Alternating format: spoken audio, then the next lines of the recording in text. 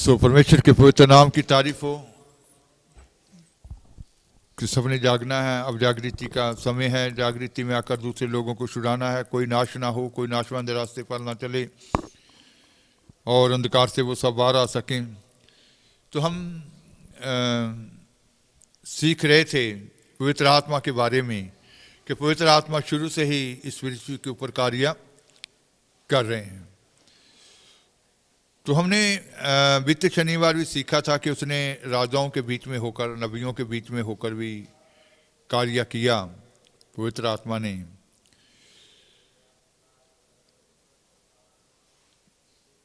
यहूदा खुदा की इच्छा से जब बाहर हो गया, जब अन आज्ञाकारी में चला गया, जब अपनी मर्जी में चला गया, खुदा का कोप यहूदा यरूशलेम के लोगों के ऊपर भटका।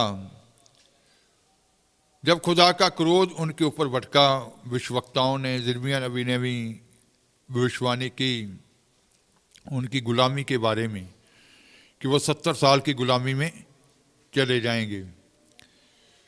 तो खुदा के वचन के अनुसार जो भविष्यवक्ताओं के मुंह से निकला था वो 70 साल की गुलामी में चले गए। नबूकदनेस्सर पातशाह, बाबुल का पातशाह उन्हें असीर करके ले गया, उन्हें गुलाम कर बना के ले गया।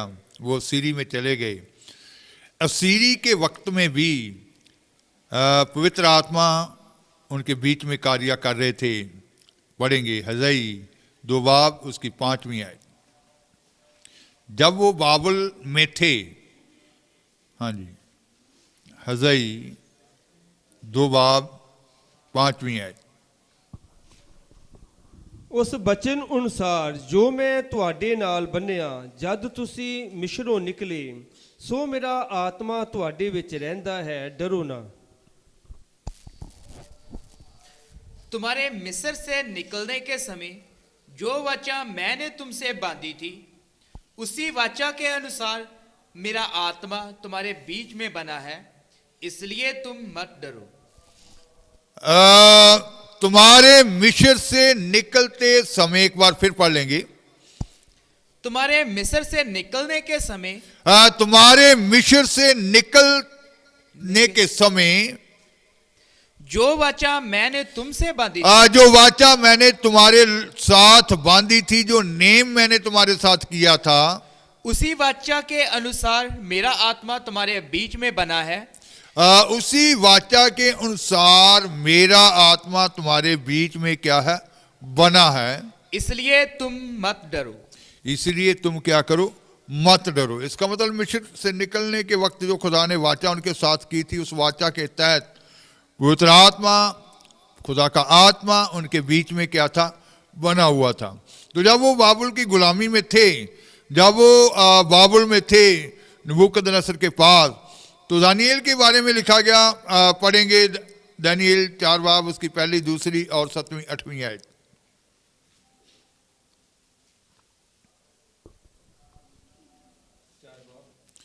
पहली 2 आयत, फिर उसके बाद 7वीं और 8वीं आयत। नबूकदनेस्सर राजा ਦੀ ਵੱਲੋਂ ਸਾਰੇ ਲੋਕਾਂ, ਕੌਮਾਂ ਤੇ ਭਾਖਿਆਂ ਨੂੰ ਜਿਹੜੀਆਂ ਕੁੱਲ ਧਰਤੀ ਵਿੱਚ ਵਸਦੀਆਂ ਹਨ, ਤੁਹਾਡੀ ਸ਼ਾਂਤੀ ਵਾਫਰ ਹੋਵੇ। ਮੈਂ ਇਹ ਅੱਛਾ ਸਮਝਿਆ ਭਾਈ ਉਹਨਾਂ ਨਿਸ਼ਾਨੀਆਂ ਤੇ ਅਚੰਭਿਆਂ ਨੂੰ ਪ੍ਰਗਟ ਕਰਾਂ ਜਿਹੜੇ ਅਤ ਮਹਾਨ ਪਰਮੇਸ਼ਵਰ ਨੇ ਮੇਰੇ ਨਾਲ ਕਰਕੇ ਵਿਖਾਏ। ਤਦ ਜਾਦੂਗਰ, ਜੋਸ਼ੀ, ਕਸਦੀ ਤੇ ਅਗੰਮ ਗਿਆਨੀ ਹਾਜ਼ਰ ਹੋਏ ਤਾਂ ਮੈਂ ਸੁਪਨਾ ਉਹਨਾਂ ਦੇ ਅੱਗੇ ਸੁਣਾਇਆ, ਪਰ ਉਹਨਾਂ ਨੇ ਮੈਨੂੰ ਉਹਦਾ ਅਰਥ ਨਾ ਦੱਸਿਆ। ਉੜਕ ਨੂੰ ਦਾਨੀਏਲ, ਜਿਹਦਾ ਨਾਂ ਮੇਰੇ ਦਿਓਤੇ ਦੇ ਨਾਂ ਦੇ ਅਨੁਸਾਰ ਬੇਲਤਸ਼ੱਸਰ ਹੈ, ਮੇਰੇ ਦਰਬਾਰ ਆਇਆ ਅਤੇ ਉਸ ਵਿੱਚ ਪਵਿੱਤਰ ਦੋਤਿਆਂ ਦਾ ਆਤਮਾ ਹੈ। ਸੋ ਮੈਂ ਉਹਦੇ ਅੱਗੇ ਸੁਪਨਾ ਸੁਣਾਇਆ ਤੇ ਆਖਿਆ, नबूकदनेस्सर राजा की ओर से देश देश और जाति जाति के लोगों और भिन्न भिन्न भाषा बोलने वाले जितने सारी पृथ्वी पर नबूकदनेस्सर जो अपने ज्योतिषियों के ऊपर, अपने ज्ञानियों के ऊपर, अपने जादूगरों के ऊपर, अपने वो मंत्रियों के ऊपर भरोसा रखता था, उनके ज्ञान के ऊपर भरोसा रखता था, उनकी बातों के ऊपर भरोसा रखता था। और उस नबूकतनस्सर को एक सपना आया जो वो जादूगर, जोशी, ज्ञानी, अगम ज्ञानी जितने थे वो कोई भी बता नहीं सके। तो खुदा ने दानिएल को कैसे इस्तेमाल किया आप पढ़ते हैं, सुनते हैं। तो ये नबूकतनस्सर ने फिर उन सारी जातियां जो पृथ्वी के ऊपर थी उनके बीच में ये बात प्रगट करने के लिए पढ़ेंगे एक पहली और दूसरी आयत। नबूकदनेस्सर राजा की ओर से देश देश और जाति जाति के लोगों और भिन्न भिन्न भाषा बोलने वाले जितने सारी पृथ्वी पर रहते हैं उन सबों को यह वचन मिला, तुम्हारा फिर से नबूकदनेस्सर राजा की ओर से, नबूकतनस्सर राजा की ओर से देश देश और सारे देश, जितनी कंट्रियां हैं, देश देश करके लिखा है, देश देश और जाति जाति के जाति जाति, इसका मतलब किसी एक जाति के पास पैगाम नहीं पहुंचाया गया। खुदा ने अपने एक जन को इस्तेमाल किया पवित्र आत्मा के वसीले। तो ये देश देश जाति जाति के बीच में ये पैगाम फैलाया गया, देश देश जाति जाति और भिन्न भिन्न भाषा बोलने वाले, भिन्न भिन्न अलग अलग भाषाएं बोलने वाले जितने सारी पृथ्वी पर रहते हैं, जितने लोग सारी पृथ्वी के ऊपर रहते हैं, उन सबों को यह वचन मिला, उन सब तक नबूकदनेस्सर का संदेशा पहुंचा, उनको ये वचन मिला, तुम्हारा कुशल क्षेम बढ़े, तुम्हारी शांति बढ़े। मुझे ये अच्छा लगा कि, और ये वो गवाही दे रहा उन सारे देशों के बीच में, सारी जातियों के बीच में, मुझे ये अच्छा लगा कि परम प्रधान परमेश्वर ने मुझे जो जो चिन्ह और चमत्कार दिखाए हैं उनको प्रकट परम करूं। प्रधान परमेश्वर ने मुझे जो जो चिन्ह और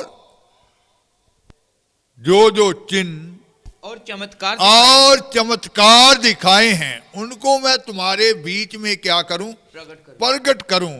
तो इसका मतलब है कि नबूकदनेस्सर ने जो देखा उसने क्या प्रकट किया उन लोगों के ऊपर, उन जातियों के ऊपर क्या प्रकट किया, उन देशों के बीच में भिन्न भिन्न भाषा बोलने वालों लोगों के बीच में उसने कौन सी बात प्रकट की। पढ़ेंगे 7वीं और 8वीं में। जब ज्योतिषी तंत्री कसदी, जब ज्योतिषी तंत्री कसदी और होनहार बताने वाले भीतर आए, और जितने उसके ज्ञानी लोग थे, जो जादूगर लोग थे, ज्ञानी लोग थे, मंत्री लोग थे, जिनके ऊपर उसका भरोसा था, जब उसके सामने आए और मैंने उनको अपना स्वप्न बताया, तो उसने अपना स्वप्न उन लोगों को बताया, परंतु वह उसका फल ना बता सके, वह उसका अर्थ नहीं कर सके, वह उसके बारे में कुछ ज्ञान प्राप्त नहीं कर सके, वह उस दर्शन को समझ नहीं सके। हाँ जी। अंत में दानिएल मेरे सम्मुख आया, जिसका नाम मेरे देवता के नाम के कारण बेलशस्सर रखा गया था। अंत में, आखिर में उन सारे ज्योतिषियों, ज्ञानियों, जादूगरों के आखिर में, बाद में उसको उसके सामने पेश किया गया। अंत में दानिएल मेरे सामने आया, और जिसमें पवित्र ईश्वरों की आत्मा रहती है, और यहाँ ये जो नबूकदनेस्सर बादशाह है ये पवित्र आत्मा के बारे में नहीं जानता, इसके बारे में कोई इल्म नहीं है कि पवित्र आत्मा क्या होता है, पवित्र आत्मा है या क्या है, इसको ऐसी आत्मा का कोई ज्ञान नहीं। फिर भी ये यहाँ बात कह रहा है कि जिसमें पवित्र देवताओं का आत्मा रहता है। इसका मतलब है कि इसने ये देख लिया कि उसके जादूगर, उसके मंत्री, उसके ज्ञानी, जिन लोगों के ऊपर भी उसका भरोसा था, कि उनके पास वो आत्मा नहीं है जो दानिएल के पास आत्मा है। उसने पहचान कर ली कि दानिएल के बीच में जो आत्मा कार्य कर रहा है इन आत्माओं से क्या है, अलग है। ये मेरे सपने को समझ नहीं सके, ये इसका अर्थ नहीं कर सके, ये बता नहीं सके, लेकिन दानियल के अंदर का आत्मा जो है ये आम नहीं है। तो उसने ये पहचान कर लिया, तो उसने कहा कि दानियल जिसके अंदर पवित्र देवताओं का आत्मा कार्य करता है। और मैंने उसको अपना स्वप्न ये कहकर बता दिया। तो उसने फिर उसको अपना स्वप्न बताया। तो इसका मतलब है कि दानियल के बीच में पवित्र आत्मा ने होकर क्या किया, कार्य किया। तो राजाओं के बाद, नबियों के बाद यहूदा ने, यरूशलेम ने जब खुदा की इच्छा को छोड़ दिया, आज्ञाकारी में गए और फिर गुलामी के बीच में जब थे, तब भी पवित्र आत्मा उनके बीच में होकर क्या कर रहा था, कार्य कर रहा था। क्योंकि इसलिए वो कर रहा था कि मिस्र से निकलते वक्त खुदा ने उनके साथ अपनी वाचा बांधी थी, अपना नेम किया हुआ था। बेशक वो गुलामी के बीच में थे, लेकिन खुदा वादों का सच्चा खुदा है, जिंदा खुदा है। वो अपने नेम को कभी भी तोड़ता नहीं है। उस नेम के तहत पवित्र आत्मा चुने हुओं के बीच में और जो खुदा की इच्छा को समझते थे उनके बीच में होकर कार्य कर रहा था। तो यही नहीं, जब उनकी 70 साल की गुलामी खत्म हो गई, जब वो बाबुल की बंदवाई से आजाद हो गए, जब वो यरूशलेम को वापस लौट आए, तो यरूब्बाबेल को खुदा का भवन बनाने के लिए जो जिम्मेवारी मिली थी, तो वहां के बारे में भी लिखा, पढ़ेंगे यकरिया 4 बाब उसकी 6 है। हाँ जी। ਉਸ ਫੇਰ ਮੈਨੂੰ ਆਖਿਆ ਕਿ ਇਹ ਯਰੂਬਾਬਲ ਲਈ ਯਹੋਵਾ ਦਾ ਬਚਨ ਹੈ ਹਾਂਜੀ। ਕਿ ਨਾ ਸ਼ਕਤੀ ਨਾਲ ਨਾ ਬਲ ਨਾਲ, ਸਗੋਂ ਮੇਰੇ ਆਤਮਾ ਨਾਲ ਸੈਨਾ ਦੇ ਯਹੋਵਾ ਦਾ ਫਰमान है। तब उसने मुझे उत्तर देकर कहा, जो काम यरूब्बाबेल को मिला था खुदा का भवन बनाने के लिए, तो उसको ये उत्तर मिला। हाँ जी, पढ़ेंगे शुरू से। तब उसने मुझे उत्तर देकर कहा, यरूब्बाबेल के लिए यहोवा का यह वचन है, यरूब्बाबेल के लिए यहोवा का ये वचन है, ना तो बल से, ना तो बल से और ना शक्ति से, ना शक्ति से, परंतु मेरे आत्मा के द्वारा होगा। यो काम उसको मिला है, ना तो बल से ना शक्ति से, वो खुदा के आत्मा के द्वारा ही होगा। तो इसका मतलब है कि बंदवाई से आने के बाद जब वो खुदा का भवन बना रहे हैं, तब भी खुदा का आत्मा उनके बीच में होकर कार्य कर रहा था। जैसे आज भी जिन लोगों को बोझ मिला है, जिन लोगों को खुदा ने अपनी खिदमत दी है, जिन लोगों को छुड़ाने वाले करके बनाया है, जिन लोगों को दुल्हन तैयार करने वाले करके बनाया है, वो भी ना तो अपने बल से ना शक्ति से, पर कैसे काम करते हैं, खुदा के आत्मा के द्वारा। तो उसको कहा, यरूब्बाबेल को कहा कि ना तो बल से ना शक्ति से, पर खुदा के आत्मा के द्वारा, मेरे आत्मा द्वारा वो काम होगा। तो इसका मतलब है कि खुदा का आत्मा उस वक्त भी उनके बीच में होकर कार्य कर रहा था। तो यही नहीं कि नबियों तक की खुदा का आत्मा सीमित रहा। उन नबियों ने आने वाले नए नेम के लोगों के बारे में भी ये भविष्यवाणी कर दी कि नए नेम के लोगों के ऊपर भी पवित्र आत्मा उतरेगा। पढ़ेंगे योएल 2 बाब उसकी 28 आयत से 31 आयत तक।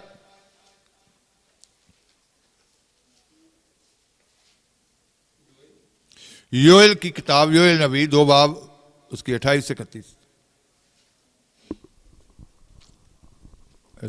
3। हाँ जी। ਇਹਦੇ ਮਗਰੋਂ ਇਉਂ ਹੋਵੇਗਾ ਕਿ ਮੈਂ ਆਪਣਾ ਆਤਮਾ ਸਾਰੇ ਸਰੀਰਾਂ ਉੱਤੇ ਵਹਾਵਾਂਗਾ ਅਤੇ ਤੁਹਾਡੇ ਪੁੱਤਰ ਔਰ ਤੁਹਾਡੀਆਂ ਧੀਆਂ ਅਗੰਮ ਵਾ ਕਰਨਗੇ, ਤੁਹਾਡੇ ਬੁੱਢੇ ਸੁਪਨੇ ਵੇਖਣਗੇ, ਤੁਹਾਡੇ ਜਵਾਨ ਦਰਸ਼ਨ ਵੇਖਣਗੇ। ਨਾਲੇ ਮੈਂ ਦਾਸਾਂ ਔਰ ਦਾਸੀਆਂ ਉੱਤੇ ਉਨੀ ਦਿਨੀ ਆਪਣਾ ਆਤਮਾ ਵਹਾਵਾਂਗਾ। 31 ਤੱਕ। हाँ जी। ਮੈਂ ਆਕਾਸ਼ ਅਤੇ ਧਰਤੀ ਵਿੱਚ ਅਚੰਭੇ ਵਿਖਾਵਾਂਗਾ, ਲਹੂ ਅੱਗ ਧੂਏ ਦਾ ਥੰਮ, ਸੂਰਜ ਹਨੇਰਾ ਅਤੇ ਚੰਦ ਲਹੂ ਹੋ ਜਾਵੇਗਾ। ਯਹੋਵਾ ਦੇ ਵੱਡੇ ਤੇ ਹੌਲਨਾਇਕ ਦਿਨ ਦੇ ਆਉਣ ਤੋਂ ਪਹਿਲਾਂ उन बातों के बाद मैं सब प्राणियों पर अपना आत्मा उड़ेलूंगा। तो इन नबियों ने ये आत्मा, जो पवित्र आत्मा का कार्य यही नहीं रुक गया, बल्कि उन नबियों ने आने वाले नए नियम के लोगों के बारे में भी देख लिया। पुराने नियम के जो लोग थे, जो नबी थे, उनके बीच में और नए नियम के लोगों के बीच में पवित्र आत्मा का कार्य जो था वो अलग अलग था। आने वाले सैटरडे में हम ये सीखेंगे कि दोनों में फर्क क्या था। तो इसने योएल नबी ने ये देखा, पढ़ेंगे। उन बातों के बाद मैं सब प्राणियों पर अपना उन आत्मा बातों के उड़ेलूंगा। बाद मैं सब प्राणियों के ऊपर अपना आत्मा क्या कर दूंगा, उंडेल दूंगा। तुम्हारे बेटे बेटियां भविष्यवाणी करेंगी, तुम्हारे बेटे और बेटियां भविष्यवाणी करेंगी, और तुम्हारे पुरनिये स्वप्न देखेंगे, बुजुर्ग लोग पूर्णिय स्वप्न देखेंगे, दर्शन देखेंगे, और तुम्हारे जवान दर्शन देखेंगे। जवान दर्शन देखेंगे। तुम्हारे दास और दासियों पर भी मैं उन दिनों में अपना आत्मा उड़ेलूंगा। दास दासियों के ऊपर भी उन दिनों के बाद मैं अपना आत्मा क्या कर दूंगा, उंडेल दूंगा। मैं आकाश में और पृथ्वी पर चमत्कार अर्थात लहू और आग और धुएं के खंबे दिखाऊंगा। फिर उसके बाद खुदा ने अपने भविष्यवक्ताओं के ऊपर प्रकट किया कि उस वक्त मैं क्या करूंगा। फिर से मैं आकाश में और पृथ्वी पर चमत्कार, आकाश में पृथ्वी के ऊपर चमत्कार अर्थात लहू और आग और धुएं के खंबे दिखाऊंगा। लहू, आग और धुएं के खंबे दिखाऊंगा। यहोवा के उस बड़े और भयानक दिन के आने से पहले सूर्य अंधियारा होगा। यहोवा के उस भयानक दिन के आने से पहले सूर्य क्या हो जाएगा, अंधियारा हो जाएगा। सूर्य अपनी रोशनी को क्या कर देगा, छोड़ देगा, और चंद्रमा रक्त सा हो जाएगा। चंद्रमा जो है वो लहू हो जाएगा, चंद्रमा रक्त सा हो जाएगा। तो इसका मतलब है कि उन भविष्यवक्ताओं ने ये देख लिया कि आने वाले समय के बीच में, नए नियम के लोगों के बीच में वो पवित्र आत्मा क्या किया जाएगा, बहाया जाएगा। तो उन्होंने ये देख लिया कि जैसे पुराने नियम में वो खास चुने हुए लोग, जैसे नबी लोग थे, या खास खास जो राजा लोग थे, जो खास चुने हुए लोग थे, कुछ ही लोगों के ऊपर पवित्र आत्मा कार्य करता था। लेकिन उन्होंने क्या देख लिया कि आने वाले समय में सारे शरीरों के ऊपर अपना आत्मा क्या कर दूंगा, बहा दूंगा। तो नेक्स्ट सैटरडे हम दोनों में अंतर देखेंगे कि पुराने नियम में जो पवित्र आत्मा कार्य करता था और नए नियम में ये क्या अंतर है। तो पवित्र आत्मा का कार्य जो है शुरू से ही, सृष्टि की रचना करने से, जब रचना हुई उसी वक्त से पवित्र आत्मा इस पृथ्वी के ऊपर कार्य करता आ रहा है, जैसे आप सीखते आ रहे हैं। तो पवित्र आत्मा जो कार्य करता आ रहा है, अब जो नए नियम के लोगों के ऊपर पवित्र आत्मा कार्य कर रहा है, इसमें और पुराने नियम के लोगों के ऊपर पवित्र आत्मा जो कार्य करता था, क्या अंतर है, इसको अच्छे से नेक्स्ट हम सीखेंगे, समझेंगे, और सब पवित्र आत्मा की अगुवाई में चलने के लिए अपने आप को क्या करेंगे, समर्पित करेंगे, ताकि हर एक जन पवित्र आत्मा का चलाया ही चल सके। आंखें बंद करेंगे और दुआ की हालत में।